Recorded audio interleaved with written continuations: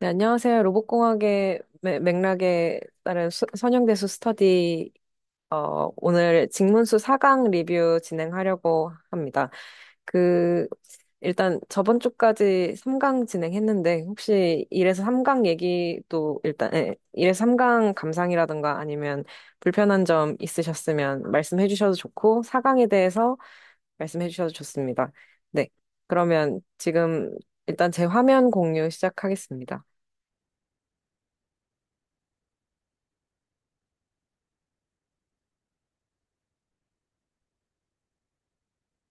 일단 오늘은 그러면 한번 돌아가면서 어 얘기를 해볼 건데 일단 김홍철 선생님 한 그 뭔가 불편한 점이라던가 있으셨으면 말씀 부탁드려도 될까요? 아, 네네네.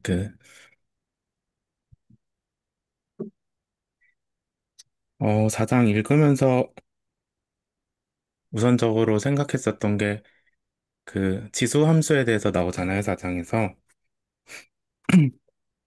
네, 그게 이제 덧셈군을 곱셈군으로 변환해주는 어떤, 그걸 사상이라고 해야 될지, 네, 뭐라고 해야 될지 모르겠는데, 그 중개해주는 뭐 매개체, 뭐 화살표 같은 느낌으로 지수 함수가 나오는데, 여기서 결국 지수 함수가 그 덧셈군을 곱셈군으로 바꿔주는 그런 저희가 그 정의한 덧셈과 곱셈에 대해서 바꿔주는 뭔가 유일한 존재 같이 나와서 과연 그게 유일하게 지수 함수 꼴로밖에 표현이 안 되나라는 생각을 하게 됐고요. 보면서.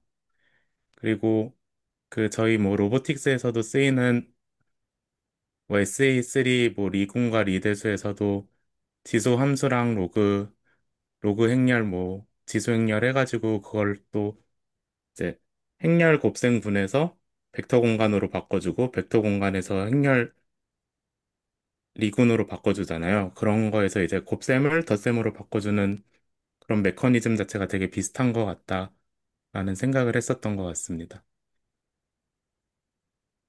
네, 저 코멘트 있으신가요?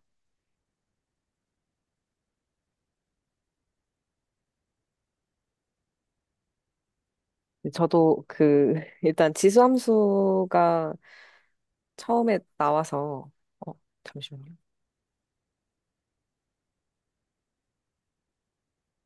그, 사실 그거밖에 없는가라는 생각은 저는 하지는 못했었는데, 이게 로감수가 다음에 바로 나왔잖아요. 근데 그 다음에 그 지수함수의 역함수인 로감수가 나오고, 역함수에 대한 얘기가 쭉 나오더라고요. 근데 그, 이, 사실 그러니까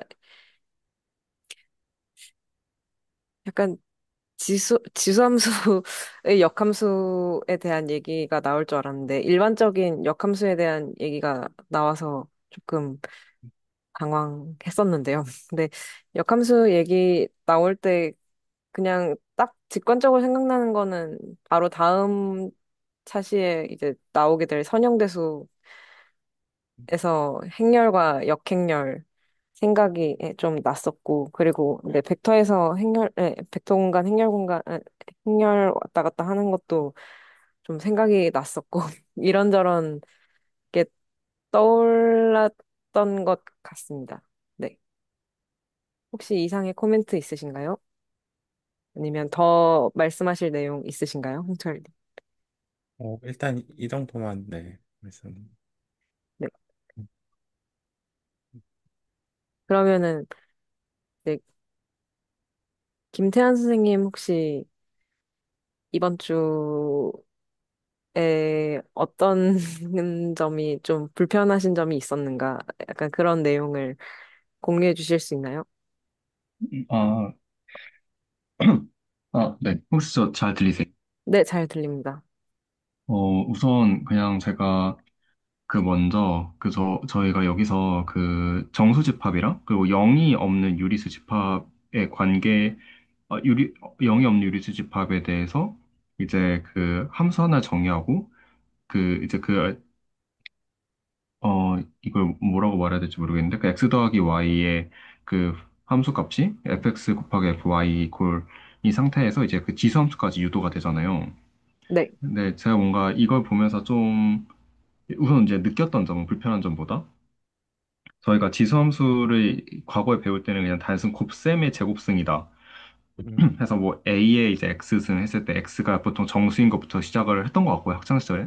정수라기보단 자연수에서 시작을 했던 것 같고요. 네, 맞아요. 그다음에 0이 들어가고 그다음에 음수가 들어가면서 분수가 나오고 그다음에 그 X 값이 뭐 유리수가 될 수도 그 분수의 그리고 이제 루트 개념이 들어오면서 분수가 되고 이렇게 확장이 됐던 것 같아요. 근데 이번에 그 Z에서 이제 Q-0 이 매핑 관계 함수를 보면서 어 뭔가 좀 이걸 어떻게 표현해야 될지 모르겠는데 그 순차적으로 이제 좀 셀 수 있는 그 뭔가 나열할 수 있는 그 자연수의 영역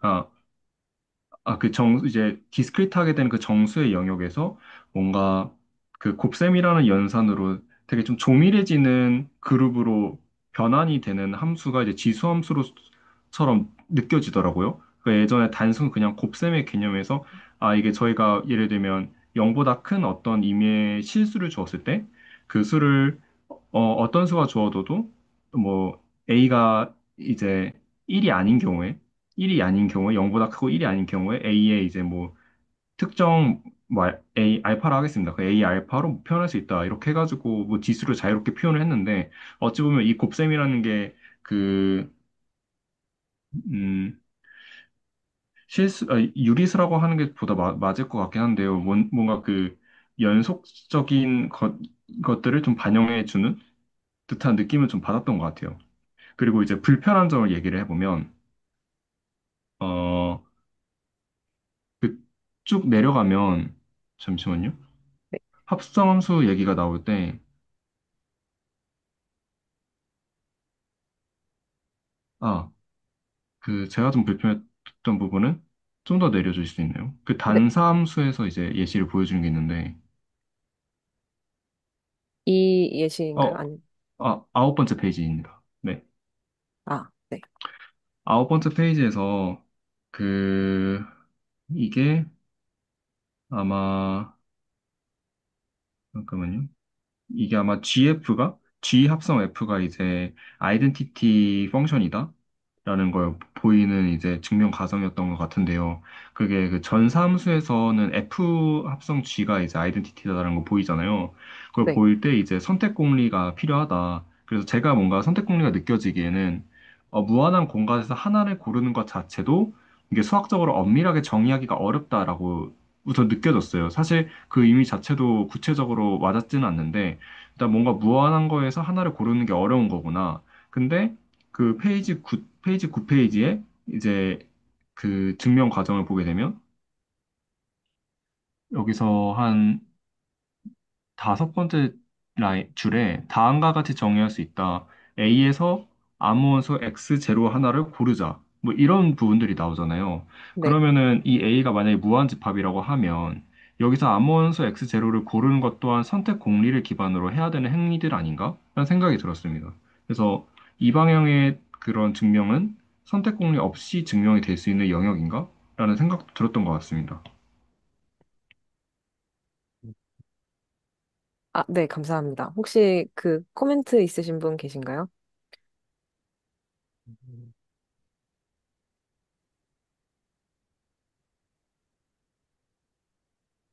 네, 그, 저도 사실 그러니까 전삼수에 대해서는 저도 똑같은 부분이 굉장히 불편했었는데요. 그 선택 공리로 뭐 어떤 그 어떤 부분 집합만 해당된다고 일단 정의를 하자 약간 이런 식으로 앞쪽 렉처에서도 그런 얘기가 나왔었던 것 같은데요. 그래서 그, 그때도 그래서 이렇게 일부만 골라서 해도 되는가 약간 이런 생각이었는데 전사함수뿐만이 아니라 단사함수에서도 A에서 아무 원소를 고르자. 근데 이 라인이 갑자기 말씀하시니까 확 걸리네요. 어,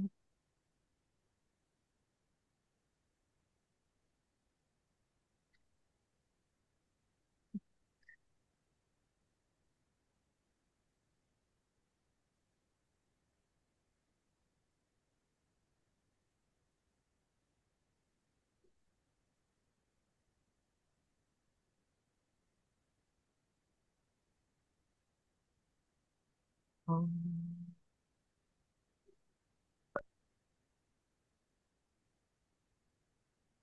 그리고 제가 또 여쭤볼 거가 있는데, 아까 집합이 조밀해진다라는 말씀을 하셨는데, 혹시 그게 어떤 의미로 하신 말씀인지, 여쭤봐도 될까요? 이게 조금 이해가 안 됐어가지고. 아, 사실 저도 생각이 잘 정리는 안 된 것 같아요. 생각이 잘 정리는 안 됐는데, 어, 그래도 최대한 한번 다시 정리해서 얘기를 해보면, 그 앱, 뭐, 페이지, 어, 잠깐만요. 그, 페이지 한 3번?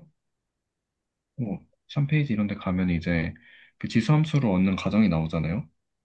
그래서, 음,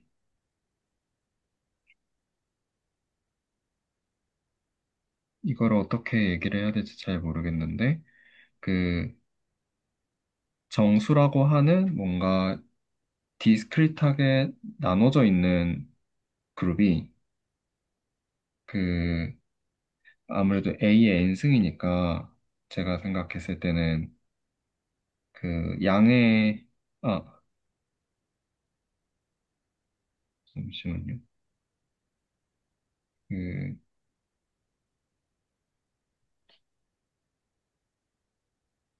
A의 n승이니까 아마 양의 실수? 일단 지금 여기서는 공역이 유리수에서 0을 뺀 거니까 유리수로 하겠습니다.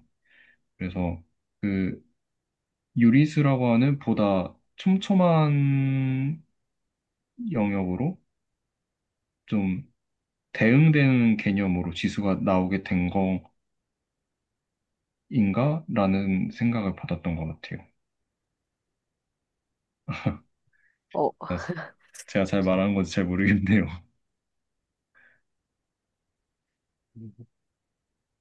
어, 이- 죄송합니다. 저도 사실 정확하게 이해를 했는지는 잘 모르겠는데,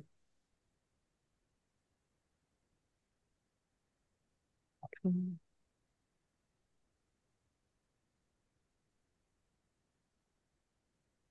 네, 혹시 들리시나요? 네, 잘 잘 들립니다. 네, 들립니다. 네. 그러니까 유리수를 좀 촘촘하다고 보는 거는 그것도 좀 촘촘함이 수학적으로 뭐냐, 그거를 잘 규정을 해야 되는데, 그 전에 그, 그러니까 사실 자연수의 커디널리티랑 정수랑 유리수의 커디널리티는 다 같기 때문에, 만약에 정수를, 뭐, 약간 이산적으로 디스크릿하다고 생각을 해줬다면, 똑같은 이유로 유리수도 그러니까 디스크릿하다고 어, 생각이 되어질 것 같고, 그냥 완전히 그냥 1대1 대응이니까요.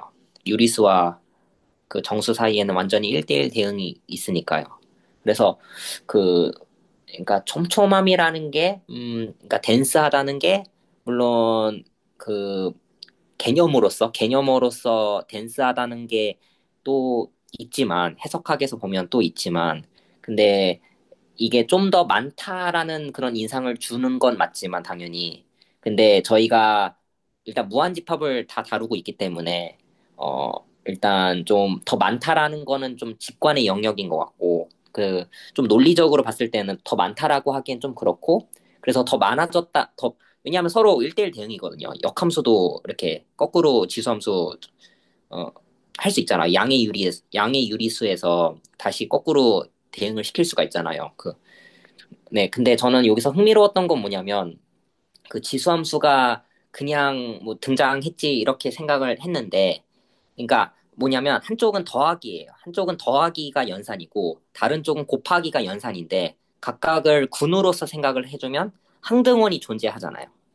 그리고 유리수에서는 0만 뺀 그 수들을 보면 곱셈에 대해서 그 군이 되어주죠. 왜냐하면 모든 원소들이 다 여건이 존재해야 되는 거잖아요. 군이 되려면. 네, 그래서 0을 뺀 유리수들도 닫혀 있고, 그러니까 곱셈에 대해서 다 닫혀 있고, 그리고 정수로 봤을 때는 덧셈에 대해서는 다 닫혀 있기 때문에 그냥 군으로서는 똑같은데 이게 연산만 조금 달라진 거잖아요. 왜냐하면 사실 곱셈을 고려하고 있지만 군으로서 유리수에서 덧셈도 있으니까요, 유리수에서. 그럼 어쨌든 구조적으로는 같은 건데 그거를 매핑을 시키려고 했을 때 자연스럽게 그게 지수함수적인 관계다. 덧셈과 곱셈과의 그 관계가 그렇게 좀 보여지고 그리고 정수에서는 그 1만 어디로 가는지만 알면 모든 게 다 결정이 된다. 왜냐하면 시클릭하니까 뭔가 1로 다 만들어낼 수가 있잖아요. 1 더하기 1 하면 2가 만들어지고 1을 n번 더하면 n이 만들어지고 거꾸로 갈 수도 있죠. 그 마이너스 1을 뭐 3번 더하고 하면 또 마이너스 3이 되고 하니까 그게 모든 것을 결정해 준다. 함수 값을. 네. 그래서 지수함수가 그렇게 좀 네, 그 오늘 좀 읽었는데 좀 흥미로웠습니다. 어, 저 전병수 선생님 그 방금 말씀하신 거에서 저희가 1만 있으면은 그 네. 양의 정수는 이제 다 표현이 가능하잖아요, 네, 지수함수로. 네. 네. 근데 만약에 음의 정수 같은 경우에 사실 그 1을 뺀다라는 개념이 제가 느껴지기에는 덧셈이라는 연산자밖에 없기 때문에 마이너스 1이라는 애를 따로 정해주고 뺀다라는 개념을 예전에 말씀하신 것처럼 마이너스 1이라는 애를 그냥 덧셈이라는 오퍼레이터로 누적되어 간다로 해서 음의 방향을 설명할 때는 마이너스 1인 F 마이너스 1도 필요하지 않을까 싶긴 한데 이건 네. 어떻게 생각하시나요? 어차피 정수라는 게 사실 음의 정수도 있으니까, 그러니까 뭐냐면 그 음의 정수라는 것은, 그러니까 마이너스 3이라는 것은 3과 더해서 0이 된다. 그러니까 여건을 보는 거죠. 덧셈에 대한 여건으로서 아, 존재가 보장이 되는 거죠. 일단, 네, 그래서 마이너스 3은 그냥 3과 더해서 0이 된다. 일단 0은 있잖아요. 항등원으로서. 근데 항등원으로서 0을 확보해 놓고, 이제 여건으로서 모든 원소들이 다 여건이 존재해야 되니까, 그, 어, 뭐, 3에 대한 여건도 있을 거고, 4에 대한 여건도 있을 거고, 그런 식으로 다 짝을 다 만들어낼 수가 있죠. 모든 자연수에 대해서. 여건을 다 만들어낼 수가 있죠. 그거를 다 모은 게 정수죠. 네, 그래서 다, 어, 정의할 수가 있죠. 1을 결정했으니, 사실 1이 결정됐다는 것은, 마이너스 1도 사실 1에 의해서 유일하게 있는 거니까 마이너스 1도 결정이 된 거죠. 그러니까 1만 잘 보내줬을 때 어떻게 되는지만 알면 모든 것을 다 알 수 있다. 그러니까 공역 쪽에서의 모든 그 원소들을 다 규정할 수 있다. 네. 네. 말씀하신 거 들어보니 그러네요. 음수의 영역은 네, 여건으로서 쭉 설명이 가능하겠네요. 감사합니다. 감사합니다. 저도 잘 들었습니다. 음, 음, 다시 사강으로 돌아가서. 혹시 추가적인 코멘트 있으신 분 계신가요? 아까 댄스하다는 그 표현도 쓰셨는데 어떤 생각으로 말씀하셨는지 모르겠지만 어쨌든 유리수의 그 조밀성 이런 얘기 있잖아요. 네, 이런 얘기가 좀 있는데 그게 약간 실수와의 관계를 보고자 할 때 그 약간 조밀하다 약간 그러니까 어쨌든 뭐랄까요? 그런 거죠. 그러니까 제가 기억이 났네요. 뭐냐면 실수의 임의의 점을 뽑아요. 거기에 임의의 오픈셋을 잡아요. 오픈 인터벌을 잡아요. 그랬을 때 항상 유리수가 들어있다. 그러니까 루트 2를 잡을게요. 예를 들어서 루트 2를 잡았을 때 루트 2를 포함하고 있는 오픈 인터벌을 아무렇게나 잡아요. 입실론만큼 작게 잡아도 되고 크게 잡아도 되고 그 반지름을. 그때 어떻게 잡든지 간에 상관없이 그 오픈 인터벌 안에는 항상 유리수가 들어있다. 근데 정수는 안 그렇죠. 정수는 반지름을 적당히 작게 잡으면 정수가 더 이상 포함이 안 될 수가 있잖아요. 네. 그래서 거기서 약간 조밀성이, 네, 그런 조밀성 개념이라서 그게 좀 떠올랐습니다. 네.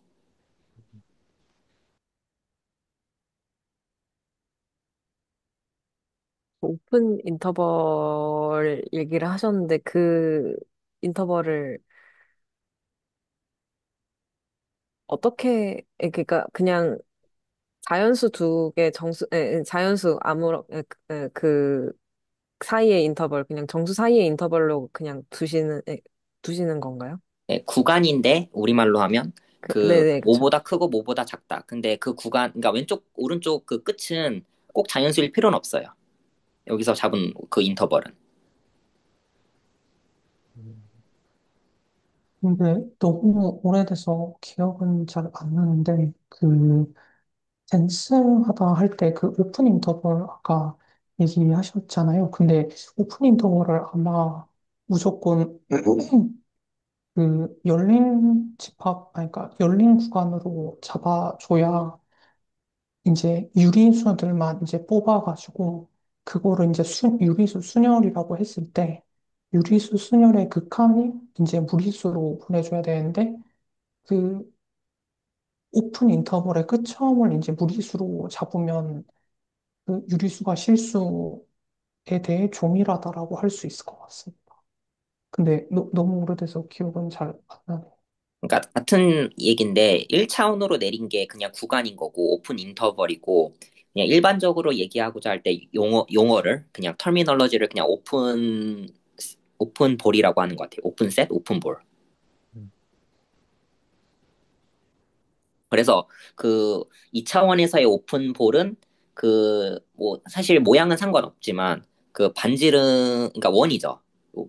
겉에 다 뚫려 있는 그리고 안쪽에 다 채워진 원이에요. 그게 볼이라고 하는 거죠. 음.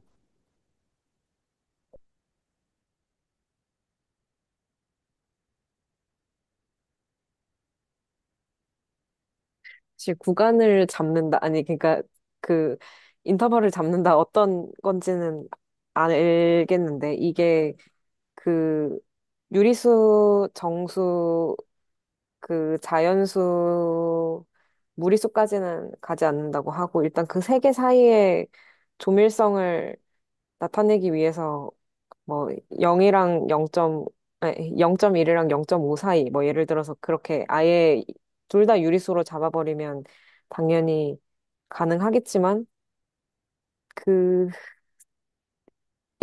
그러니까 인터벌의 미니멈하고 맥시멈을 그 양 끝을 그렇게 그러니까 그 정수, 자연수, 유리수 사이에 뭔가 댄시함을 보이기 위해서 각 끝을 그렇게 잡아도 되는가? 어떻게 잡아야 되는가? 약간 그거는 그러면 그거 그거를 선택공리라고 할 수 뭐 공리라고 어떻게 얘기를 할 수 있을까요? 아니면 그냥 어떻게 표현할 수 있을까요? 그거를. 일단 좀 어, 여러 가지가 좀 섞여 있는 것 같은데 일단 용어에 대한 약간 남용일 수 있거든요. 그 댄스하다는 거를 저희가 뭐라고 네. 그러니까 심상에 뭐라고 했길래 어쨌든 여러 가지 용어로 표현할 수가 있는 거잖아요. 저희가 그 개념을 그 있을 때도 개념에 대한 항상 용어가 있고 그 용어가 완전 무작위종 그 arbitrary 용어는 아니겠죠. 선택할 때 어쨌든 그래서 약간 이름에 대한 좀 남용이 좀 있는데 그 댄스 하다는 거를 저희가 해석학에서 말하는 댄스를 생각하고 싶은 건지 저는 처음에 그렇게 들었어요. 김태환 선생님께서 말씀하셨을 때 그 댄스하다는 게 그 조밀하다는 게 처음에 그렇게 이해를 했었는데 근데 그게 좀 달랐다고 저는 생각을 해요. 좀 다른 의미로 쓰셨다고 생각을 해요. 그래서 그 어쨌든 그리고 또 선택 공리와의 그 연결 지점도 다시 들어봐야 될 것 같아요. 어떤 거를 궁금해 하시는지요. 근데 제가 설명을 아까 잘못했는데, 그 단순히 오픈 인터벌로 잡으면 안 되고, 오픈 인터벌하고 유리수 집합이면 그 두 개의 교집합이 되는 점들만 따로 뽑아서 해야 됩니다.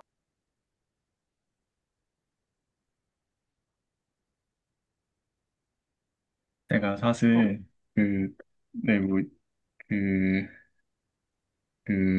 이제 쭉 얘기해 주신 거에서 이제 그 유리수의 조밀성이죠. 그 기대서 하면서 조금 들어보긴 했는데 유리수의 조밀성이 있고 실수의 완비성이 있나요?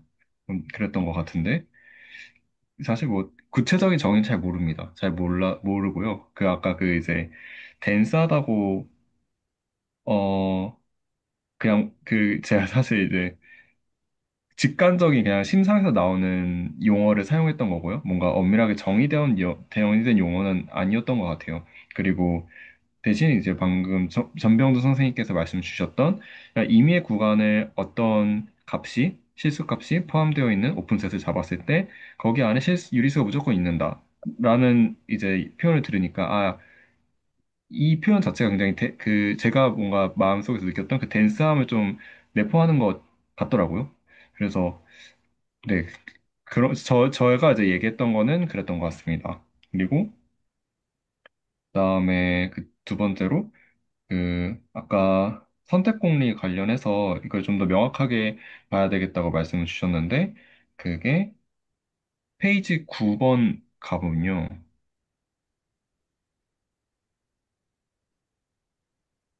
네, 여기서, 음, 음, 일단 제가 느낀 선택공리에 대해서 먼저 명확히 해야 될 것 같아요. 그 제가 느낀 선택공리는, 특정한 무한집합에서 그 원소가 무한한 집합에서 하나의 원소를 선택하는 행위. 선택 공리 안에 선택이란 용어가 들어가니까 좀 이상하네요. 그러니까 하나의 원소를 추출하는 행위를 이제 선택 공리로 저는 이해를 했거든요. 그래서 필요한 건 무한집합이 있고, 거기서 무언가 하나를 이제 추출해내는. 근데 여기서도 한 다섯 번째 라인 보면, 물론 그냥 일반적인 자연어이기 때문에 그냥 나열해 놓은 거라서 수학적 용어가 아닐 수도 있지만, 뭐, A에서 아무 원소 X0를 하나 고르자. 이게 이제 그 증명의 과정에서는 B에서 어, F라는 함수에 의해서 그 정의되는 코도메인에 없는, 레인지라 해야겠군요. 그 레인지에 없는 B의 원소들을 그 A의 특정 원소로 그냥 싹 다 매핑을 해버려서 처리해 버리려고. 그래서 정확히는 G라고 하는 B라고 하는 집합을 정의역으로 도메인으로 가질 수 있게 하는 G라고 하는 함수를 정의하기 위해서 이제 나온 일종의 그 툴처럼 이제 받아들여졌는데요. 이때 여기서도 그 A에서 아무 원소 X0를 하나 고르자라고 되어 있고, 그 제가 느끼는 바에 의하면 A가 만약 무한집합이라고 하면은 무한집합에서 특정 원소를 하나를 추출한다 라는 의미로 받아들여져서 이것도 선택 공리와 뭔가 같은 행위가 되지 않나라고는 생각이 들더라고요. 그런데 전사함수에서의 그 증명을 얘기할 때는 선택 공리가 나오는데, 단사함수에서 얘기를 할 때는 그 선택 공리 얘기가 나오지 않길래 제가 뭔가 선택 공리에서 잘못 이해하고 있는 부분이 있는가? 라는 생각이 들어서 여쭤봤습니다.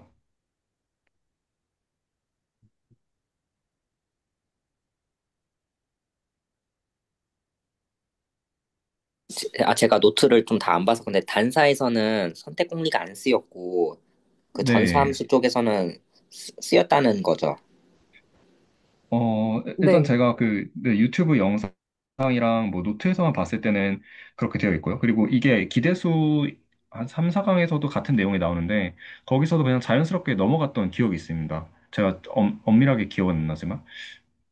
일단 그 당연히 그 함수를 잡아나가는 과정 속에서 G를 저렇게 잡은 건데 제가 선택 공리가 사실 되게 혼란스럽거든요. 사실 예전에 제가 봤을 때도 그렇고 지금도 다 뭐 동치 명제들은 많죠. 근데 선택 공리 자체가 되게 혼란스러운 공리인데 왜 이게 공리로서 그렇게 필요한 정도인가? 그냥 선택하면 되는 거 아닌가? 이렇게 좀 생각을 했던 적이 있는데, 그래서 저는 전사함수 쪽에서 어떻게 선택 공리가, 그러니까 사용이 됐는지를 봐야 좀 차이를 좀 볼 수 있을 것 같아요. 근데 몇 페이지죠, 그게?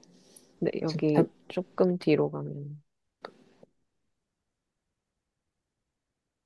여기 이 부분입니다.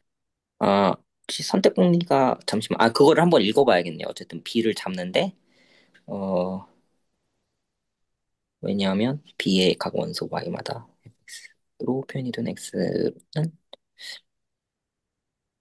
어, 즉, 음, 네. 집합.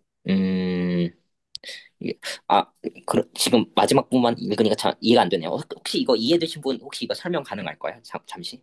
제가 중간부터 읽어서 일단 뭘 보이려고 하는 거죠? 이게 보이려고 하는 것 자체는 지금 어, 이 명제 2번 A에서 B가 선택공이고 B에서 A, 사용된다. 네, 그러면 전사함수가 있을 때, F라는 전사함수가 있을 때, 어, B 같은 경우는 right inverse네요. 그 오른쪽으로 그 역함수가 존재하는 그 G함수가 있다는 거네요. 네, 근데 그거를 보일 때 선택 공리가 이용이 됐다는 건 일단 선택 공리 이 스테이트먼트 자체도 좀 다시 봐야 될 것 같아요. 좀, 근데 네, 저도 노트를 좀 따로 봐야겠네요.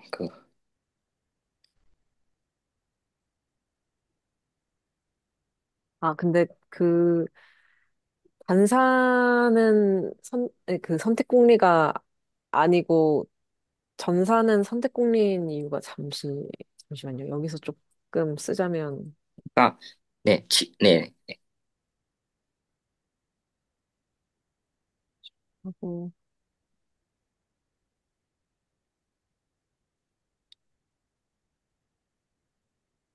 이런 식으로 있을 때 얘가 전이고 얘가 단인 경우에 얘 같은 경우에는 그러니까 잠깐만. 그러니까 사실 유한집합으로 어, 보이는 거라서 물론 네. 좀 직관은 도움은 될 것 같아요.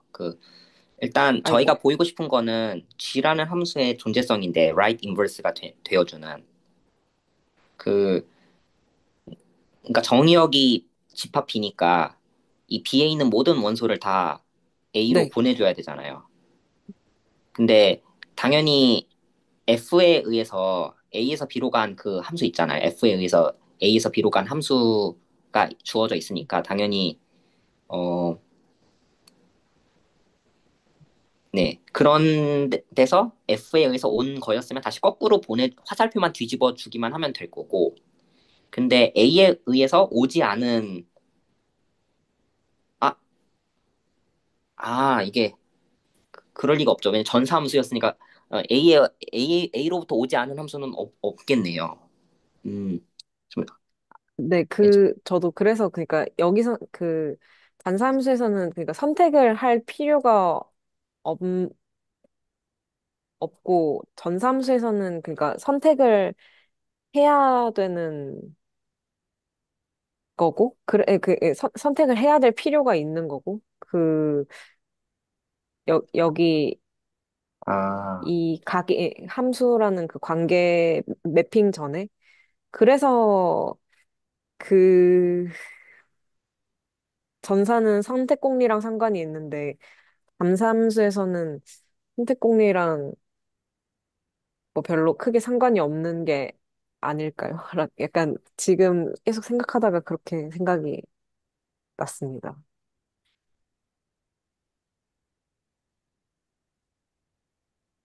제가 이해하기로는 일단 선택 공리가 쓰인 부분은 그러니까 뭐 대충 저는 마지막에 말씀하신 걸로 이해는 하고 있는데 다시 A로 돌아갈 때 이게 어, 네, 유일하지 않죠. 네, 그러니까 선택을 해야 되는 거죠. 2로 갈지 3으로 갈지. 그러니까 네네, 유일하지 않으니까요. 음. 네, 그래서 이거로 갈지. 뭐 하나만 있으면 고르면 되는데 네, 네, 사실 그쵸. 그래서 근데 저 선택 공리 정의를 이 노트를 볼 때는 딱히 찾아보진 않았는데 아까 그 한정사에 대해서도 선택공리라고 적용할 수 있다고 아까 말씀하시는 거 보고 방금 그냥 찾아봤을 때는 나무위키에도 나오긴 하는데 조금 다른 것 같아요. 그러니까 한정사는 한정사 이제 for all 그러니까 어떤 집합에 대해서 임의의 원소를 뽑는 행위를 선택공리라고 부르진 않는 것 같고 그건 약간 그 선택공리라는 그냥 그 단어 자체로 이해를 했을 때 선택이라는 거를 좀 했을 때 그렇게 약간 이해할 수 있는 그런 소지가 있을 것 같긴 한데 선택공리는 조금 더 깊이가 있는 것 같더라고요. 그러니까 그냥 이제 지금 제가 보고 있는 그 선택공리의 정의를 봤을 때는 아이고 그 어떤 S라는 집합이 있을 때 그냥 자연수 집합이라고 하면은 0, 1. 근데 이게 원소를 원소를 사실 집합으로 갖는 거고 예를 들어 2, 3, 뭐 4 이런 식으로 그것도 뭐 5, 6, 7, 8. 뭐 이건 사실 상관없어. 근데 이게 이 집합의 개수 그러니까 사실 S라는 게 원소가 집합인데 이 집합의 개수 자체가 무한계일 때 선택공리가 선택공리의 정의는 선택공리의 정의는 0이나 1에서 하나를 뽑을 수 있고 두 번째에서 뭐 1이나 3이나 4에서 두 번째 집합에서 하나를 뽑을 수 있고 5, 6, 7, 8에서 하나를 뽑을 수 있고 그렇게 정의를 하더라고. 그러니까 이런 예시를 보여주는데 그냥 한정사를 했을 한정사 그러니까 1차 논리로서 한정사랑은 좀 다른 것 같아요. 그런 의미에선. 근데 사실 뭐 이거 그냥 하면 될 것 같은데 이걸 이제 공리로 둔다는 것 자체는 좀 사실 그냥 무한계라서 S라는 집합을 원소로 가지는 집합이 무한 집합이니까 선택 공리로서 해결하는 것 같은데 아, 네. 아, 그래서 네. 이게 제가 이해하는 선택 공리 어떤 정의 같은 거예요. 예시 같은 거. 아,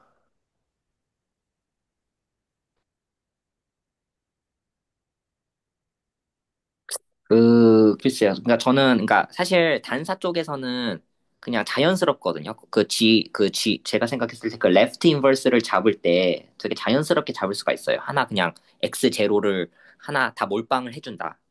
선택 안 된 애들은 다 몰빵해준다. 그게 되는데 사실 음, 직관적으로 봤을 때도 전사함수도 마찬가지로 그 그러니까 A에서 B로 가는 전사함수가 있으면 A 쪽에서 여러 개의 그 원소가 똑같은 원소로 갈 수가 있는 거잖아요. A에 있는 여러 개가 하나의 똑같은 원소로 갈 수가 있는 건데 그러면 G를 정의하고자 할 때 G 쪽에서는 그 하나가 다 역상, 그러니까 역상을 취하면 여러 개의 그 함수 값을 취해질 가능성들이 있는 건데 그냥 자유도가 있는 건데 저는 저는 그냥 이거조차도 그냥 컨스트럭트 할 수 있지 않나 싶은 거예요. 왜냐하면 그냥 최소값만 이 여러 개 선택지 중에서 가장 작은 거를 선택하자라고 하면 그냥 풀리는 문제 아닌가? 라는 생각이 좀 들었어요. 근데 그거는 이때 사실 근데 이거는 그냥 방금 생각하신 거에 그냥 코멘트 같은 건데 딱 들었을 때 드는 생각은 어, 우리가 그냥 집합에 크기를 줄 수 있냐는 또 다른 구조 같아요. 네, 맞아요. 제가 그것도 염두해 두고 말씀드린 건데, 지금, 어쨌든, 맞아요. 그 순서가 있으면 최소값을 선택한다. 그러면 유일해지잖아요. 할 수 있는 그러니까, 컨스트럭트를 할 수 있잖아요. 그런 식으로. 똑같은 규칙 하에서 최소값을 선택하는 거죠. 순서가 다 매겨져 있으면. 네, 근데 하신 대로, 이 순서를 매길 수 없으면 뭐를 선택할 거냐. 아무거나 선택한다. 이게 조금 수학적으로 조금 좀 찝찝하잖아요. 아무거나 선택한다는 게. 임의에 아무거나 선택해도 되지만 어쨌든 함수를 그래도 잡아야 되는 거잖아요. 그러니까 함수가 있다는 것은 아, 각각 대응하는 게 어디로 간다는 거니까 그게 결국은 잡아야 되는 컨스트럭트 해야 되는 문제인데 어, 좀 애매할 것 같아요. 그냥 아무거나 그냥 선택하면 된다. 그런 게 존재한다. 물론 있겠죠. 그냥 하나를 선택하니까 당연히 존재하겠죠. 그래서 그 언어 자체가 왜 조금 수학적으로 좀 모호해지는 것 같아요. 그래서 그거를 지지해주는 게 선택공리라고 한다면, 그래도 수학자들이 어떻게 해서 그 선택공리라는 공리를 이 생각해냈을까 싶네요. 이게 그러니까 그런 거잖아. 이게 있고 없고의 차이가 논리적으로 뭔가 증명이나 뭔가 해 나가려고 할 때 뭔가 좀 애매하다는 거잖아요. 좀 논리적으로 좀 빈 구멍이 좀 있다는 거잖아요. 근데 그거를 수학자들이 선택공리를 좀 그 이렇게 논리를 전개해 나가면서 이런 문제점을 발견했다는 게 참 좀 그거 좀 놀랍네요. 그냥 사실 방금 얘기하신 거 거꾸로 생각해 보면은 어떤 그냥 조그만 구조라도 더 있으면은 예를 들어 뭐 최소값을 구한다거나 최대값을 구한다거나 그러니까 조금만 구조가 더 있으면 집합에 이게 사실 필요가 없을 것 네, 같긴 한데 선택공개가 필요 없어요. 맞아요. 제 생각에도 필요 없을 것 같아요. 선택공개가 그때는. 지금은 그냥 집합 그대로서 집합 날 것으로서 네네네. 뭔가 이제 선택하고 싶으니까 그런 것 같은데 음, 네, 그래서 그런 의미에선 동감합니다. 네. 그러니까 뭘 선택할지 모르겠다. 좀 애매모호하다는 알겠는데 거기서 어떻게 선택공리라는 그 선택공리를 그 발견할 수 있었는지, 그러니까 인지할 수 있었는지 그 공리 자체를 좀 네. 선택공리가 그냥 계속 듣기에는 사실 부분집합 골, 고르기 약간 그런 식으로 들리는데 그렇게 이해를 단순하게 해도 될까요? 그러니까 저희가 말하는 이해라는 게 사실 인간의 이해잖아요. 근데 약간 공리적인 거는 그러니까 이게 무한을 이해한다는 게 과연 뭘까 싶기도 하고 그 무한한 대상을 이해한다는 게 뭔가 싶기도 하고 그래서 저는 이런 생각이 갑자기 들었어요. 그 어쨌든 선택공리는 동치 명제가 많은 걸로 제가 알고 있거든요. 그래서 다른 공리를 먼저 들여다보는 거예요. 다른 동치인 다른 공리를 들여다보고 그거가 더 이해가 더 잘 된다면 그것으로부터 유도가 된다는 거잖아요. 선택공리가. 그래서 저는 선택공리는 조금 미지의 것이라서 좀 다른 동치 공리를 아, 좀 보고 싶어질 것 같아요.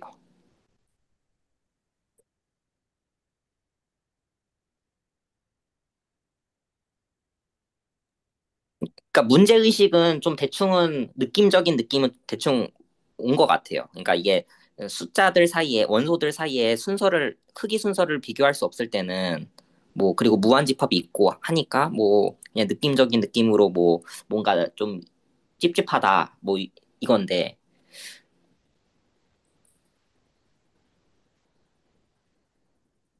네. 네, 부태영 선생님께서 올려주신 나무위키 링크를 보니까 단순 무한집합에서 뽑는 건 아니고 뭐라 해야 되지? 무한집합들을 원소로 갖는 무한집합에서 하나씩 뽑는 것처럼 보이긴 하네요.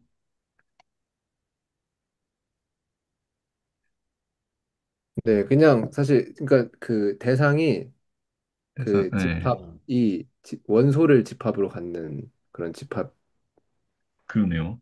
것만으로도 선택 공리가 필요하다.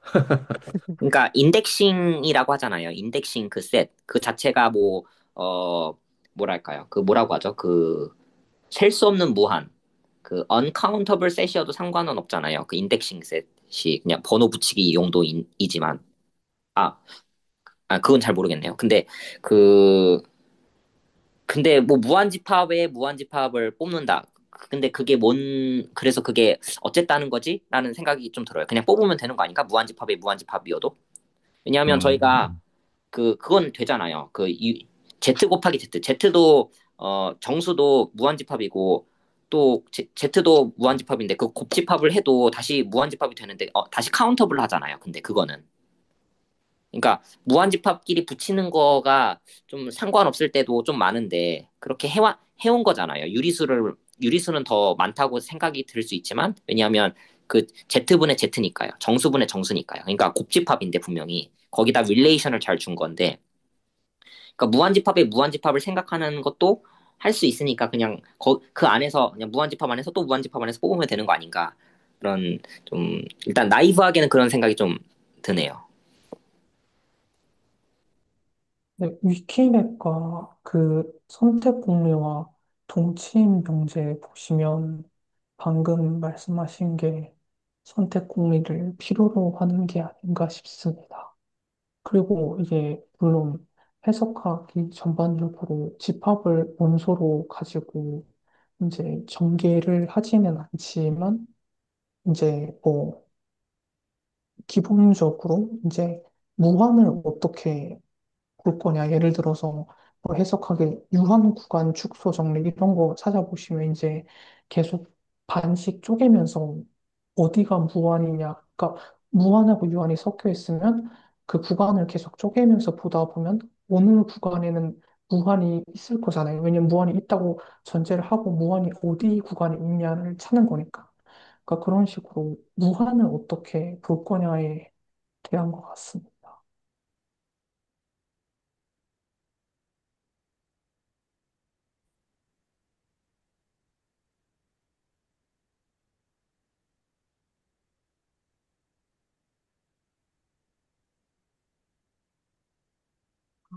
근데 일단 선택 공리 자체를 좀 뜯어보는 게 조금 좀 허무한 것 같아요.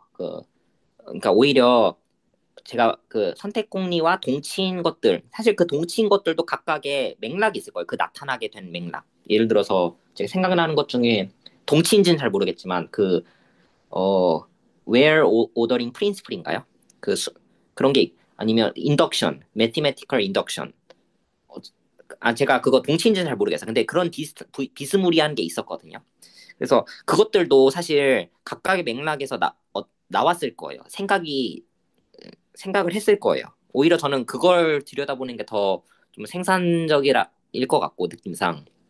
그리고 그냥 공리 레벨을 너무 뜯어보는 거는 좀 약간 수학이 아니라 저는 이게 논리학인 것 같아요. 수리 논리 또는 논리. 네. 너무 지하실로 내려가는 듯한 느낌인 거죠. 그러니까 저희는 논리를 활용을 해서 뭔가를 이렇게 세우고 해야 되는 건데 사실 논리에서 시작할 수는 없죠. 논리에서 그냥 그거는 퍼즐 맞추기에 불과하니까요. 어쨌든 논리를 활용은 하는데 마치 논리 자체를 들여다보는 느낌이라서요. 공리를 막 음, 파고드는 것은요.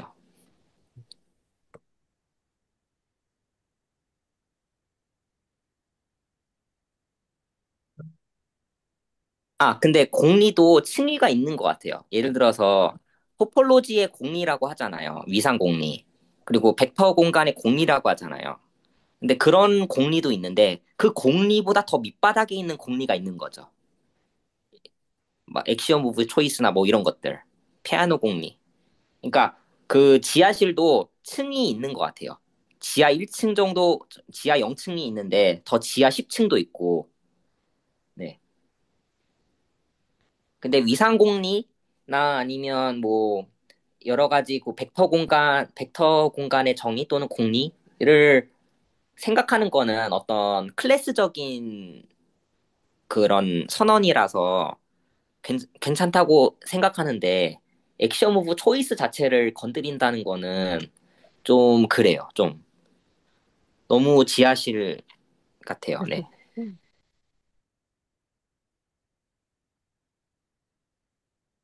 네, 맞습니다. 사실 이거 제가 이 기대수, 아니 그 직문수 노트 보면서 이제 그 내용들이 뭔가 불편함을 가지게 되는 게 다 이제 논리나 공리 쪽이어서 파는 것도 당연히 좋고 도움이 되겠지만 이거를 좀 더 파면은 완전 전문적으로 해야 될 것 같은데 이렇게까지 파는 게 맞나? 라는 생각이 들 때도 있는 것 같아요.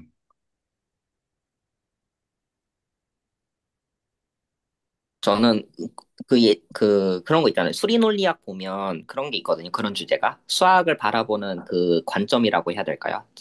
그 세 가지가 있는데, 모모주의라고 해서, 어, 그 형식주의, 어, 잠시만요. 형식주의, 힐베르트의 형식주의, 그리고 러셀의 논리주의, 또, 어쨌든, 그 하나는 직관주의인데, 포엔칼의 뭐, 직관주의 막 이런 게 있는데, 근데 저는 그, 마치 공리 자체를 들여다보는 것은 약간 형식주의 같아요. 그래서 너무 공허하다랄까요? 그냥 힐베르트가 이런 식으로 말했잖아요. 그냥 수학은 그냥 게임이다. 그냥 어떤 상관없다. 그, 그냥 체스 게임 또는 뭐 바둑 게임. 그거는 규칙을 부과하는 것에 불과하다. 수학이라는 것은. 그렇게, 에, 저는 그런 식으로 이해를 했는데, 근데 저는 그렇게 많이 생각을 해왔어요. 그 학부 대수학을 공부하면서 사실 오랫동안. 위상수학도 그렇고요. 그냥 모든 게 다 형식주의 같았어요. 근데 어, 오히려 수주를 하면서 미적분학과 선형대수를 하면서 오히려 형식주의랑 거리가 좀 멀다라는 생각이 좀 들었어요. 수학이라는 게 좀 의미가 좀 있고 의미가 먼저고 example이 먼저고 어떤 대상이 먼저고 그거를 그냥 설명하기 위해서 어떤 공리를 들여다보기도 하고 정의를 하기도 하고 그러니까 정의가 마지막에 나오는 거다 이렇게 되는 거죠. 논리는 마지막에 나오는 거다. 관찰의 맨 끝자락에서. 그래서 저는 막 막 수리 철학적으로 뭔가 얘기할 때 어쨌든 굳이 얘기하자면 수학은 형식주의는 아니다. 성격이 저는 그렇게 어, 그런 느낌이 들어요.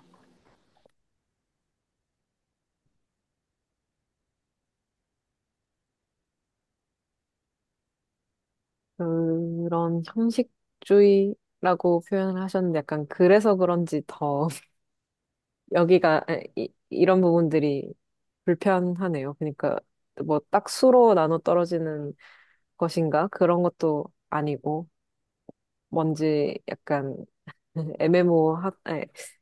실제로는 애매모호하지 않을 수도 있겠는데 이렇게 지금 레벨에서 보니까 이게 애매모호하다. 약간 조금 잘 모르겠다. 그런 부분이 여기서 계속 그런 부분에서 계속 나오는 것 같아요. 아, 또 하나 생각나는 게 뭐냐면 전사함수가 있고 단사함수가 있잖아요. 근데 저희가 그거를 함수별 같이 배우잖아요. 단사함수가 있으면 전사함수가 있다. 근데 되게 겉으로 봤을 때 되게 좀 뜬금없잖아요. 왜 전사함수가 있으면 단사함수를 생각해야 되는지. 마치 그냥 완전히 상관없는 두 개의 뭔가 함수를 들여다보는 것 같은데, 성질을. 근데 저는 이게 left inverse? 그러니까 left identity가, 그러니까 left inverse가 있는 거죠. 즉, 아이덴티티가 되게 해주는 left inverse가 있고, right inverse가 있다. 근데 물론 그 두 가지가 동시에 있으면, one to one correspondence죠. 1대1 대응이요. 어쨌든 left inverse가 있는 게 그 단사와 동치고 right inverse가 있으면 그것은 전사와 음, 동치다. 그렇게 봤을 때는 자연스러운 거예요. 전사 개념이 있으면 전사의 짝은 단사인 거예요. 마치 신발짝처럼 오른짝이 있으면 왼짝이 있듯이 전사라는 개념이 있으면 필연적으로 단사라는 개념이 자연스러운 거예요. 그 right inverse, left inverse의 관점에서 보면요. 그러니까 인위적으로 생각해낸 그런 함수의 성질이 아니라는 거죠. 근데 방금 그 전병 선생님 말씀을 들어보니까 모르겠어요. 그냥 제가 막 생각해 본 겁니다. 그 저희가 함수도 그룹처럼 함수들도 집합의 원소로 뭐라 해야 될까요? 그래도 뭔가 G 합성 F랑 F 합성 G에 대해서 이제 정의가 되는 거 정의가 되니 뭔가 이 함수라는 것도 원소를 갖는 그룹을 생각했을 때 얘네가 그 뭐 전 용어를 잘 몰라서 근데 방금 하신 것처럼 왼쪽에서의 이제 합성 연산과 오른쪽에서의 합성 연산이 전사랑 단사라는 애들로 뭐 표현이 되고 이게 또 뭐 잘 정의되면은 뭔가 이 함수들이 하나의 잘 구조된 군으로 또 나타날 수도 있겠다라는 생각도 드네요. 아, 네. 저는 갑자기 또 드는 질문이 뭐냐면, 정역과 공역이 다를 때, 그러니까 같은 음, 집합에서는 깔끔하거든요. 그냥 음, 한쪽 인버스가 있으면, 한쪽 right 인버스가 있으면 left 인버스가 아마 있을 거예요.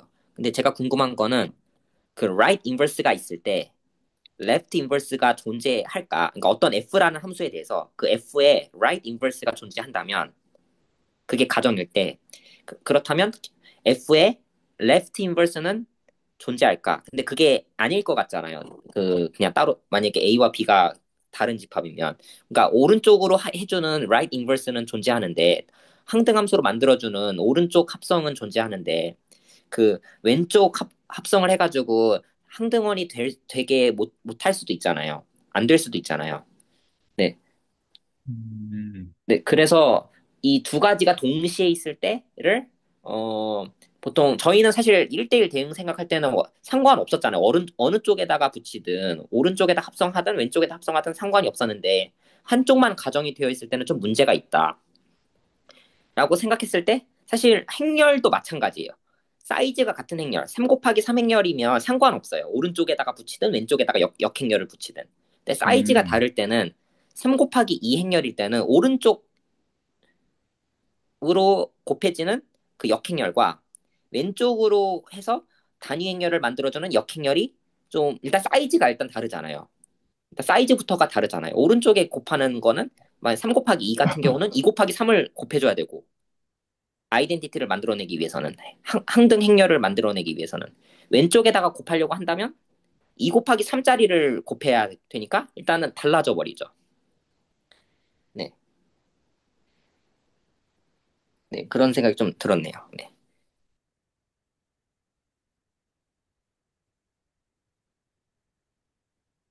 저 이 곱하기 방금 전에 행렬 얘기 한 번만 더 해주실 수 있나요? 네, 하나 제가 사실 그 다른 호텔에 있어가지고 그 묵히는데 이제 잠옷 입고 있어서 그 제가 잠깐 한번 써봐도 될까요? 그 아, 네. 지금 써주시면. 이게 공유가 화면 공유를 하면 되나? 혹시 보이시나요? 아니요, 지금 네. 지금 공유되고 있습니다. 한번 만들어 볼게요.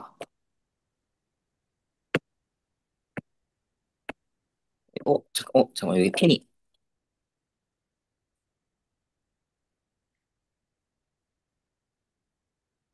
네. 그러니까 하나 아무거나 3 곱하기, 그러니까 3 바이 2 행렬을 만들어 볼 건데, 그러니까 3이니까 이거고, 이거죠. 그러니까 해보면, 아무거나 그냥 해볼게요. 근데 너무 이상한 거 하면, 너무 복잡한 거 하면 좀 그러니까,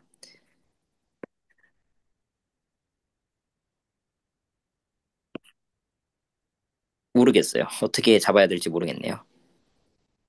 뭐 이런 게 있다고 해볼게요. 그럼 얘는 3 곱하기 2인데, 여기다가, 그러니까 얘를 A라고 할게요. 그러면 B라는 행렬은, 2 곱하기 3 행렬이라고 할게요. 즉 A, B를 해서 아이덴티티 매트릭스를 만들어주고 싶은 거예요. 그러면 여기서 아이덴티티 매트릭스의 사이즈는 3 곱하기 3이어야겠죠. 이렇게 되는 게 목적이겠죠. 네, 그런 B를 찾고 싶은 거예요. 2 곱하기 3 행렬을 찾고 싶은 거예요. 또 C라는 행렬이 있어서 3 곱하기 2라고 할게요. 얘는 어 잠시만요. 아, 그 얘는 3 곱하기 2니까 이렇게 있을 텐데 얘는 왼쪽에다가 할 수밖에 없죠. 왜냐면 3 곱하기 2랑 제가 잠시만요. 3 곱하기 3이고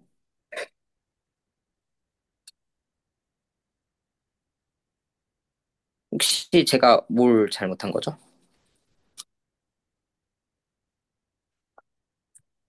음, 사실 저는 이제 어, 잘못했다기보다 그냥 제가 뭔가 일을 제대로 하고 있는지를 한 번 더 확인해보고 싶어서 방금 지금 들고 있는 예시에서 네, 그냥 질문을 드리는 건데요. 일단은 A가 그러면 저희가 어쨌든 함수의 합성을 하고 있는 거니까 A가 함수인 거죠. 네, 네, 그, 함수인 거죠. 그럼 2x2라고 하는 2x2 매트릭스로 구성되는 어떤 셋이 있고 네, 걔를 3x3 매트릭스로 매핑하는 어떤 F가 A인 거고, 이제 인버스가 뭐 G가 이제 B가 되도록 하는 거를 지금 그리고 계신 거죠? 네네. 아, 이해했습니다. 아, 그러면 C라는 행렬도 2 곱하기 3 행렬인데, 그러면 질문을 이제 할 수 있을 것 같아요. 사이즈가 같네요. B랑 C랑. 그러면 이게 만약에 어, A, B는 I를 만족하는 그런, 그런 B가 존재했다면, 그런 B가, 이렇게 좀 엉성하네요. 아이고, 그, 얘 사이즈가 2 곱하기 3이죠. 이게 해서 이게 되는 게 존재했다면 저는 혹시 그 B는 A랑 곱했을 때 I가 되느냐 이게 질문이에요. 그러니까 이게 다를 수 있잖아요. 근데 참고로 이 B는 그러니까 사이즈가 달라지죠. 왜냐하면 B라는 행렬은 2 곱하기 3이고 사이즈가 A라는 행렬은 3 곱하기 2니까요. 그러니까 저희가 오른쪽 역행렬을 곱했을 때 역행렬이라는 게 단위 행렬을 만들어주는 거니까 오른쪽 역행렬을 찾았을 때 그 찾은 그 오른쪽 행렬이 그 똑같은 그 행렬을 왼쪽에다가 곱했을 때 어, 역행렬이 되어주는가 레프트 인버스가 되어주는가 이게 좀 질문이에요. 근데 만약에 예시를 하나 들어봤을 때 아무 예시를 들어준 다음에 A를 그리고 나서 B를 찾아주겠죠. 연립방정식해서 찾아줄 거예요. 근데 그걸 찾고 나서 그 똑같은 행렬을 왼쪽에다가 곱했을 때, 만약에 단위 행렬이 만약에 나와준다면, 그러면 믿어지겠죠. 왜냐면 example 아무거나 들었는데, 그렇게 해서 B를 잘 찾아냈는데, 찾아낸 B를 왼쪽에다 곱했는데, 만약에 단위 행렬이 됐으면 믿어지겠죠. 그 right inverse가 그 동시에 left inverse다. 네. 근데 이거는 그냥 그래서 example 하나를 아무거나 이렇게 했는데 이거를 가지고 찾아보면 될 것 같은데 제가 조금 자신이 없어요. 좀 여기서 계산하기에는 그냥 하면 되지만 시간이 너무 오래 걸릴 것 같아서 일단 나중에 한번 해보고 되면 디스코드에 공유하겠습니다. 근데 정사각 행렬 아닌데 음. 레프트 인버스랑 라이트 인버스 둘 다 성립할 수 있나요? 네, 다시 한번 말씀해 주시겠어요? 아, 저 AB가 정사각 행렬이 아닌데, 네네. 그 AB가 I고 그러니까 AB가 I고 BA가 I인 경우가 하나요? 그러니까 어, 일단은 사이즈가 다르죠. 대신에 A, B가 I가 된다라는 것과 B, A가 I가 된다라고 했을 때 그 I의 사이즈는 다른 거죠. 왜냐면 A, B의 사이즈는 3 곱하기 3 행렬이고 B, A의 사이즈는 2 곱하기 2 행렬이니까요. 근데 제가 여기서 left inverse, right inverse가 된다라는 그 맥락은 단위 행렬이 되는가 이게 질문이어서 이거는 한 번은 계산으로 시도해보고 저는 일반적으로는 안 될 거라고 저는 생각하지만 제가 예시를 하나 잡은 예시가 만약에 된다면 임의의 것이 왠지 될 것 같거든요, 그때는. 그래서 그냥 확인을 해보면 될 것 같아요. 네, 네, 근데 좀 오래 걸릴 것 같아서 제가, 네, 한번 확인 따로 해보겠습니다.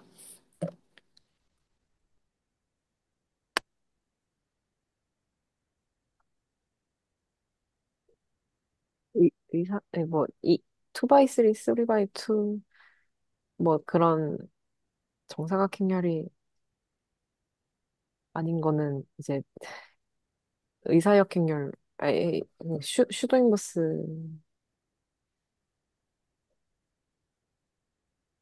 네, 저도 이름이 있나요? 네, 네. 지금 명확하게 지금 증명을 못 하겠는데 네. 저도 그냥 짧은 선형대소 지식상으로는 없을 것 같긴 해요. 아, 없을 것 같고 네, 그게 3x3로 갈 때랑 2x2로 갈 때가 있잖아요. 네. 그리고 방금 이승 선생님이 말씀하신 그 수도 인버스도 이게 사실 확실하게 좀 써서 얘기를 해야 되는 부분이긴 한데 제가 그렇게 명시적으로 쓰진 못하겠지만 아마 그 3x3로 갈 때는 괜찮은데 뭐 2x2로 가는 연산 그게 오른쪽 합성이었나요? 뭐 하여튼 그 연산으로 갈 때는 하여튼 뭐 3x3든 2x2든 한쪽이 하나가 이제 그 인버스 그 계산이 뭐 랭크수가 딸린다든지 뭐가 안 돼서 그래서 수도 인버스를 취하게 되면 그냥 아마 리스트 스퀘어스랑 같은 폼으로 보통 최적화가 됐던 것 같아요. 그 인버스가 음, 만약에 이게 이 연산을 구할 수 있으면 사실 이제 명시적으로 그 포뮬라를 만족시키는 식이 딱 떨어질 텐데 그게 안 되니 수도 인버스를 해보면 뭐 리스트 스퀘어스를 구한 애랑 같아진다 이런 느낌이 되는 게 아니었나라는 아, 생각이 잠깐 드네요. 저 좀 알 것 같아요. 왜냐하면 레프트 인버스는 단사랑 동치고 라이트 인버스가 존재한다는 것은 그 전사랑 동치잖아요. 근데 만약에 3 곱하기 2 행렬이면 만약에 전사면 단사는 안 될 거잖아요. 전사 함수면. 음, 그러니까 한쪽이 되면 한쪽은 안 될 거잖아요. 왜냐면 사이즈가 다르면요. 아 그러네요. 네네, 그쵸. 아, 네, 네네네. 그래서 안 될 거예요. 없다는 거죠. 행렬 네네네. 측에서는 오른쪽 인버스가 있으면 왼쪽 인버스는 반드시 아, 아마 없겠죠? 그것도 일단 확인은 해봐야 될 것 같은데 논리상 없을 것처럼 보이죠.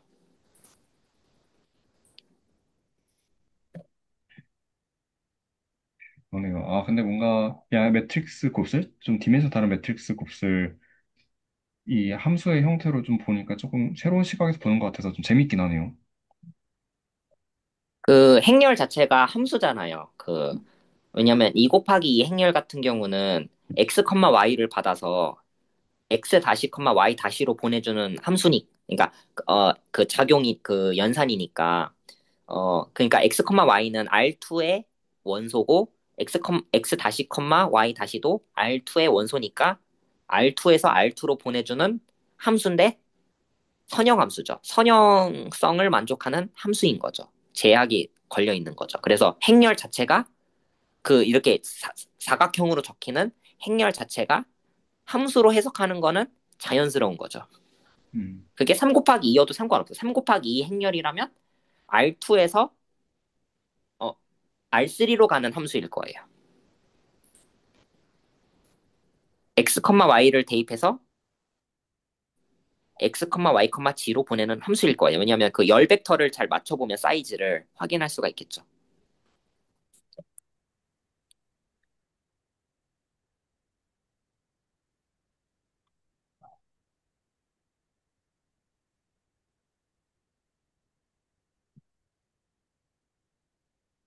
Y3.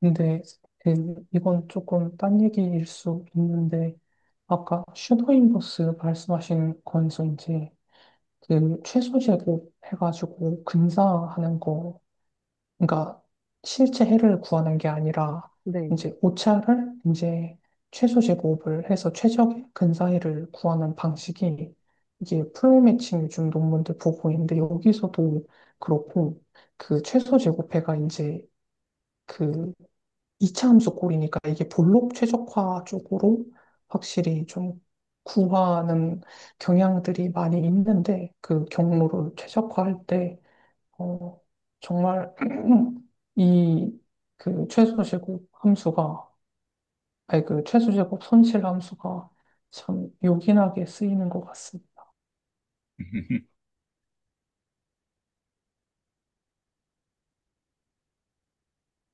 그러면은 유사역 행렬을, 근데 이거를 선택공이라고 하면 안 되겠죠? 공이요? 그러니까 네. 그 2x3가 네, 전사고 3x2가 단사인데 아까 왼쪽 역원, 오른쪽 역원 얘기하셨을 때 단사가 왼쪽이고 전사가 오른쪽인데 2x3가 전사인데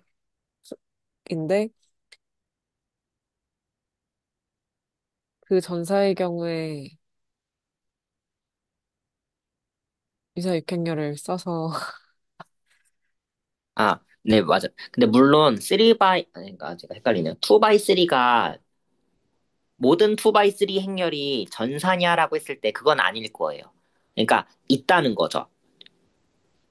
2 by 3 행렬에서 왜냐하면 2 by 3 행렬인데 아, 그냥 네. 완전히 그 프로젝션 맵처럼 하나로 보낼 수 있잖아. 그러면 애초에 그 2차원을 못 만들어낼 수 있잖아요. 3 by 그러니까 2 by 3인데도 불구하고 그때는 R2 전체를 뭐 그 이미지 자체가 그러니까 치역이 R2가 아니게 되면 네, 그때는 안 될 수는 있지만 그래도 잘 잡아야겠죠. 함수를 예쁘게 잘 잡아서 전사 함수가 되도록 했을 때 그 세팅 하에서 이제 계산을 좀 해보면 되겠죠. 오른쪽 인버스, 왼쪽 인버스.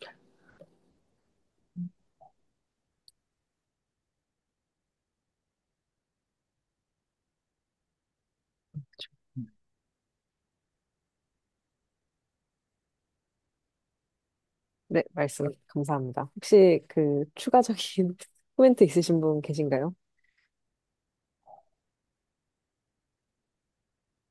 그러면은 이제 우창규 선생님 혹시 그 만약에 있으시면 예, 감상이나 아니면 불편한 점 있으셨으면 말씀 부탁드려도 될까요? 근데 저는 이제 거의 다 겹쳐가지고 그냥 짧게 말씀 하나 드리면 그 지금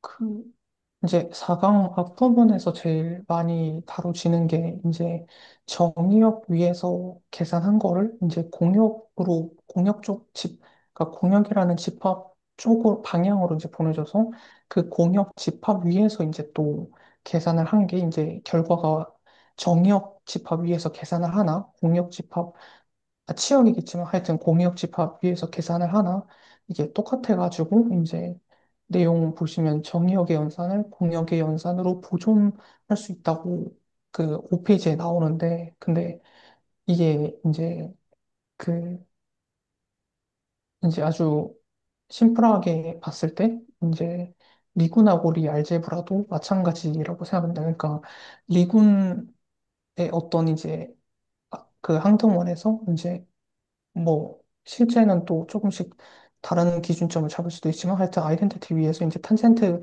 스페이스를 만들어 가지고 그 스페이스에서 이제 계산을 한 거를 도로 이제 그 뭐 로그를 씌우든 해가지고 그 미군이 있는 매니폴드로 이제 보내주면 이제 리군에서 계산을 한 거나 그러니까 리군이 있는 매니폴드에서 계산을 한 거나 그 탄젠트 스페이스에서 계산을 한 거나 이제 결과가 똑같기 때문에 그것도 결국에는 보존 관계라는 생각이 들었습니다.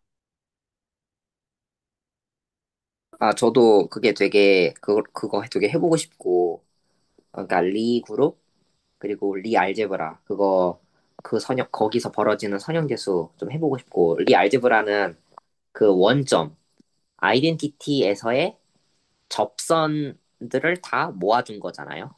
물론, 그러니까 아이덴티티 자체가 행렬이고요. 그러니까 행렬 자체를 원소로 취급하는 거고요. 근데, 그래서 행렬의 모양이 그 스큐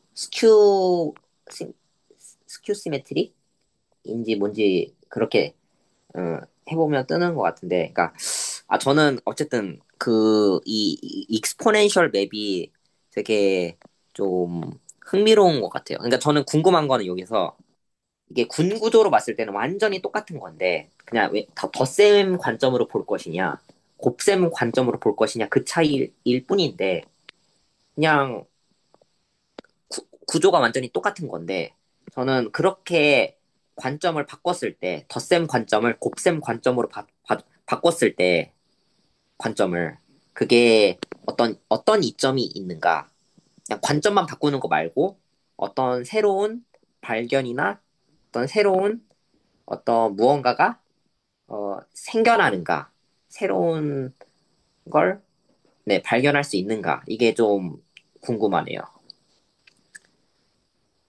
아니면 안 그러면 그냥 언어 바꿔치기 한 것에 불과한 거니까요. 덧셈 AI나 언어로 바꾼 것에 불과하니까요. 그러면 AI나 이제 로봇 시나 뭐 이제 공학 쪽에서는 아무래도 바꿨을 때 계산량이 확 줄어드니까 계산 비용이 사실 가장 큰 이제 관점 바꿨을 때 계산 비용이 뭐 덧셈 100번 하는 거랑 곱셈 한 번 하는 네네. 지금 제가 그 실제로 그 파이썬에서 곱셈하고 덧셈의 작동 원리를 모르겠는데, 근데 이제 사람이 덧셈하고 곱셈을 한다고 했을 때는 덧셈 100번 하는 거랑 곱셈 한 번 하는 거랑 같으니까 약간 그런 느낌적인 느낌이 아닐까 확실히 싶습니다. 확실히 이점이 있네요. 그러니까 이게 컴퓨팅의 관점에서 그리고 시간이라는 그 저희가 시간 안에 살고 있으니까 인간은 시간의 관점에서는 너무 좀 그 계산량 자체가 줄어든다는 거는 그 자체가 엄청난 파워인 것 같아요. 왜냐면 컴퓨터 시대라고 하는 AI 시대라고 하는데 그게 물론 어떤 퀄리티적인 것도 물론 있어야겠지만 이를 우주선을 나간다 하면 단순히 계산량만 해서는 잘 모르겠어요. 그게 해결되는 문제인지. 근데 저는 뭔가 그러니까 혁신이라고 하죠. 그거를 이노베이션이라고 하나요? 어쨌든 그 퀄리티적인 것도 당연히 있지만 근데 퀄리티가 형성되고 나서는 한동안은 그 양이 늘어나죠. 이게 퍼지는 거죠. 네, 그래서 속도의 문제죠. 그때는. 그래서 그때는 약간 계산량의 문제여서, 네, 확실히 이점이 있네요. 왜냐하면 저희가 저 로그 예전에 그 학생 때 제 로그가 왜 나왔는가 했을 때, 막 역사적으로 천문학 하는 사람이 계산을 할 때 로그 계산을 하면 덧셈 계산으로 바뀌니까 많이 좀 용이하다. 이런 걸 좀 들어봤거든요. 천문학적인 숫자를 계산해야 되는데, 그게 현저히 덧셈 계산으로 하면서 줄어들죠. 상용 로그 개념이요.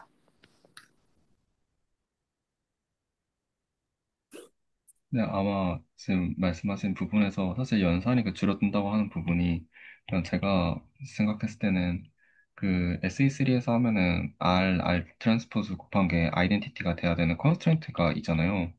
그래서 이 컨스트레인트를 만족하면서 예컨대 최적화를 한다 하면은 두 개의 SE3, 네, 이 컨스트레인트를 고려하면서 이제 그 매트릭스의 값들을 이제 바꿔줘야 되는데 그 저희가 알제브라 영역으로 넘기면은 어 심플한 벡터 연산으로 세 개의 벡터 연산 3차원의 벡터 연산으로 바꿔서 최적화가 좀 더 쉬운 부분도 있더라고요.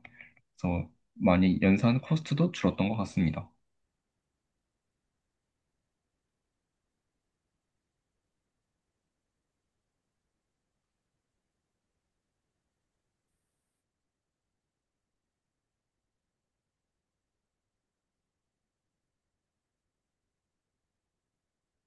맞아요. 그러니까 S3이긴 한데, 커터니언이라든가 아니면 뭐 앵글엑시스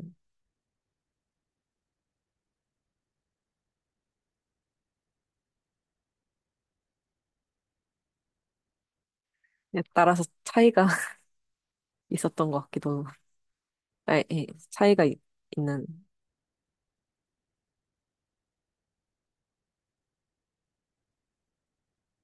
회전 행렬 같은 경우에는 뭐 3x3, S3니까 3x3면 9개고, 커터니온 같은 경우에는 4개고, 네, 그래서 연산량 차이가 나서 커터니온이 더 효율적이고 빠르다, 뭐 그런 게 있었죠. 네.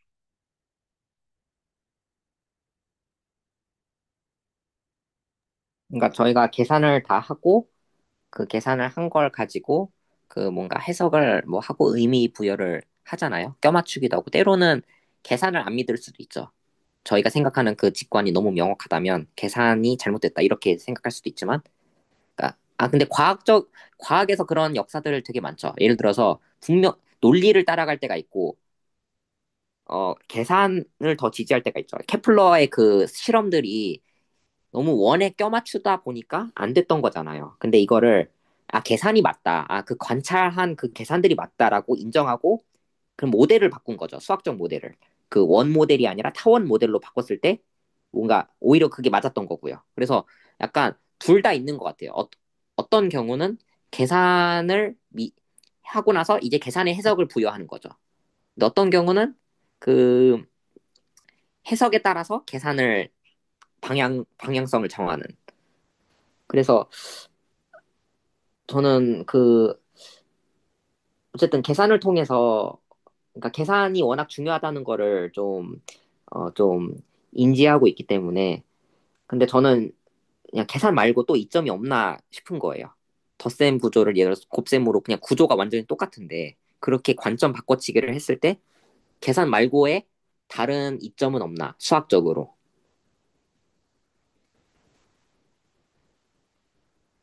음,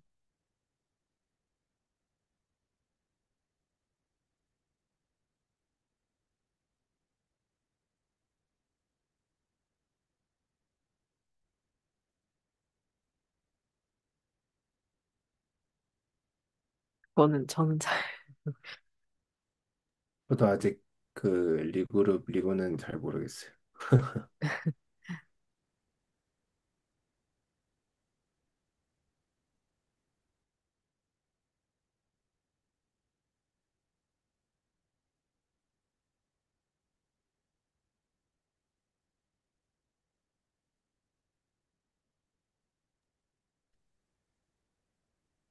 네.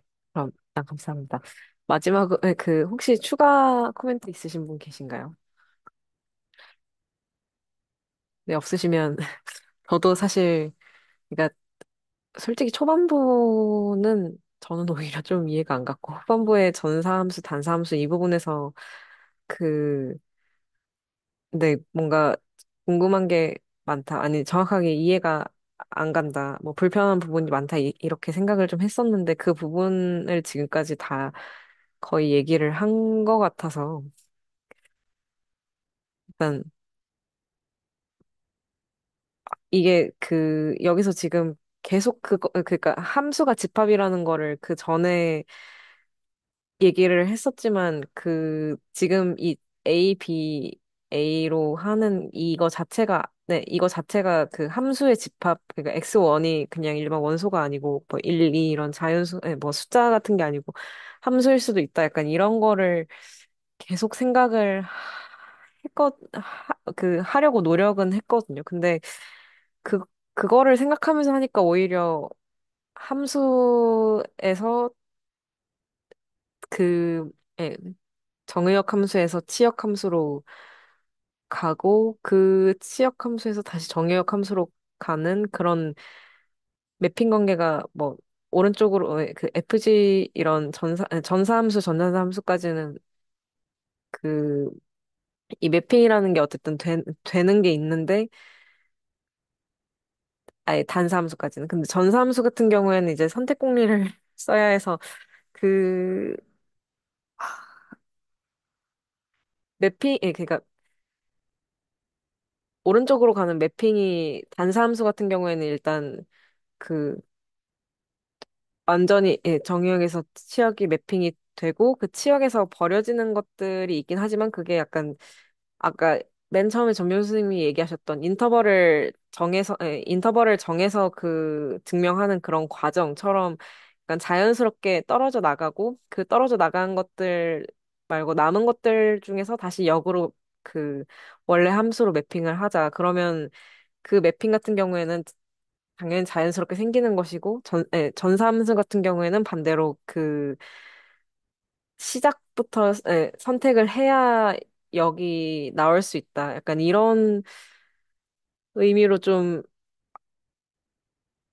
이해를 한 것 같고요. 근데 저 원소 하나하나가 다 함수다. 어떤 집합이다. 약간 이런 식으로 생각하니까 솔직히 그 아까 김태환 선생님인가 나무위키 쪽에서 확인해서 그 예시 들어주신 것 중에 1, 2, 3, 4, 5, 6, 뭐, 1, 2, 3, 1, 2, 3, 4, 5, 6, 7, 8 약간 이런 데서 하나씩 뽑는 거라고 하셨는데 그렇게 되니까 다시 좀 또 약간 헷갈리더라고요. 근데 그 함수의 그 어떤 그 x1, x2란 어떤 원소에서 그 원소들의 집합에서 거기서 또 하나를 뽑고 거기서 또 말이 되는 걸 뽑아서 어떤 매핑 관계를 어쨌든 정의를 하는 게 있어야 여기 나오니까 그걸 위해서 선택을 할 수 있다라는 거 자체를 그냥 말해주는 게 선택공리이다라고 그러니까 네가 선택을 해야 된다, 선택을 할 수 있다, 뭐 이런 거를 좀 의미하는 거다. 약간 이렇게 이렇게 받아들이게 된 것 같습니다. 저희가 얘기하는 과정에 있어서. 네. 근데 솔직히 리그룹 알제브라 같은 경우에는 잘 모르겠는데 이게 그 선형대수로 표현을 하자니까 사실 지금 뭔가 다른 식으로는 정의를 할 수 있겠지만 그리고 예시는 들 수 있겠지만 이게 언어랑 계, 계산적 표현이랑 지금 당장 1대1 매칭이 좀 머릿속에서 잘 안 되는, 약간 어렵구나. 억지로 하긴 하는데 좀 어렵구나. 약간 이런 생각이 좀 계속 드네요. 네. 음, 그렇습니다. 혹시 코멘트 있으신가요?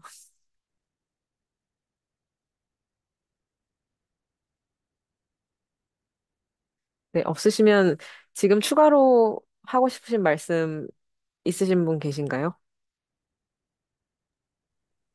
저는 이번에는 좀 그 연습 문제 같은 것 좀 풀고 뭐 이게 뭐 보여라 그런 거에 좀 집중을 했고 또 뭐 그러니까 사실 그 증명하는 거랑 또 계산하는 거랑 또 직관을 얻는 거랑은 또 다 다른 것 같긴 해요. 그래서 지금 저희 얘기는 이제 직관에 대해서 많이 얘기한 것 같고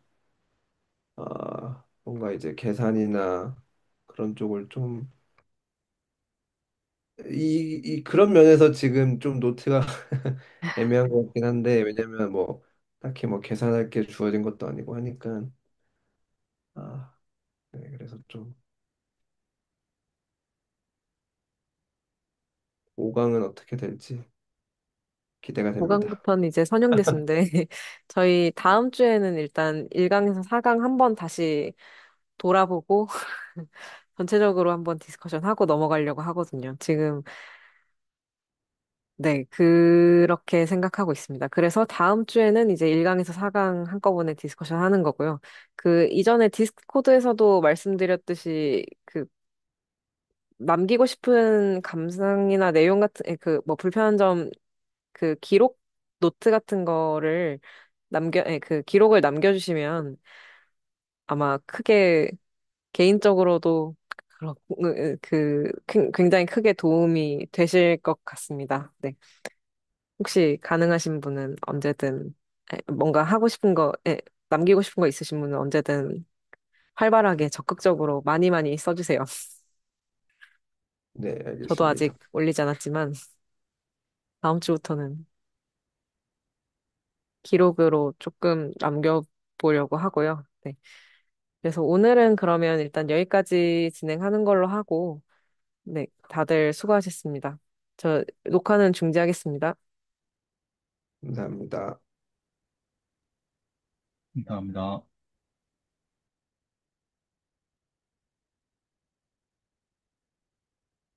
아, 중지.